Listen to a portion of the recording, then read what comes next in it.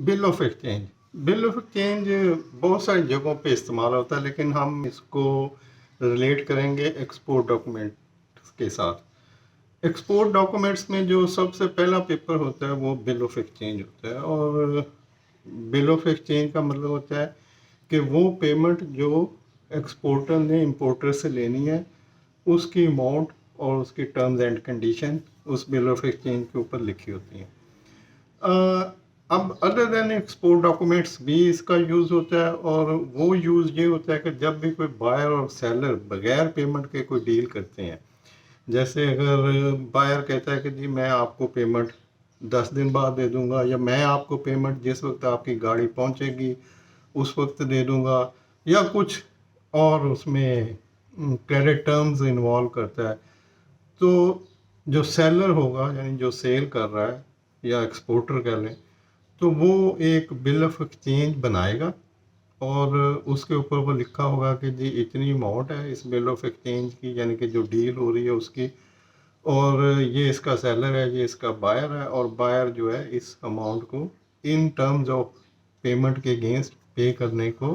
तैयार है, तो मैं उसको ऑर्डर करता हूँ। ये एक ऑर्डर होता है, बिल ऑफ एक्सचेंज एक ऑर्डर होता है। सिमिलरली जैसे नोट के ऊपर लिखा होता है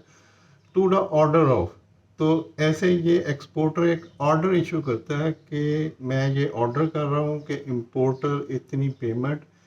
इस टाइम के ऊपर, मतलब जो दिन इन्वॉल्व है उसके ऊपर एक्सपोर्टर को पे कर देगा। एक्सपोर्टर के अलावा भी इसमें एक कंडीशन हो सकती है कोई थर्ड पार्टी के इतने, बाकी सब टर्म्स एंड कंडीशन सेम रहेंगी, तो अब जो जिसको पे करना है वो चेंज हो सकता है। वो एक्सपोर्टर भी हो सकता है और कोई थर्ड पार्टी भी होती है जिसको एक्सपोर्टर नॉमिनेट करता है। जैसे एक्सपोर्ट की सूरत में बैंक इन्वॉल्व होते हैं, तो अब एक्सपोर्टर को तो पेमेंट नहीं कर रहा है इंपोर्टर, इंपोर्टर तो बैंक को पेमेंट कर रहा है, तो यहाँ पर फिर एक्सपोर्टर लिखेगा कि मैं ये ऑर्डर करता हूँ to the order of exporter name address so and so amount, इतनी अमाउंट,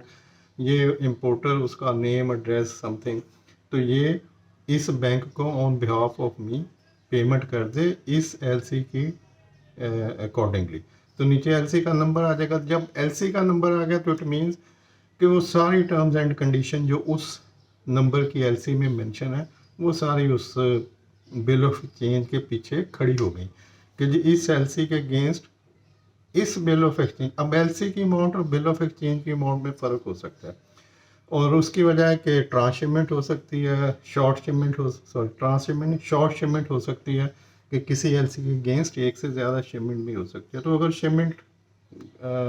कम अमाउंट की हो रही है तो उतनी अमाउंट ही मेंशन होगी बिल ऑफ एक्सचेंज में जितने की शिपमेंट हो रही है कि जी इस एलसी के अगेंस्ट इतनी अमाउंट इंपोर्टर इस बैंक को पे कर दे ऑन बिहाफ ऑफ मी या according to LC number so and so. तो एलसी का नंबर आ गया तो फिर जो भी एलसी की टर्म्स एंड कंडीशन है वो इस बिल ऑफ एक्सचेंज के ऊपर एप्लीकेबल हो गई। तो ये बिल ऑफ एक्सचेंज होता है। मैं कोशिश करूँगा कि नेक्स्ट आपको बिल ऑफ एक्सचेंज की कॉपी भी एक मेंशन कर दूँ। थैंक यू, अल्लाह हाफिज़।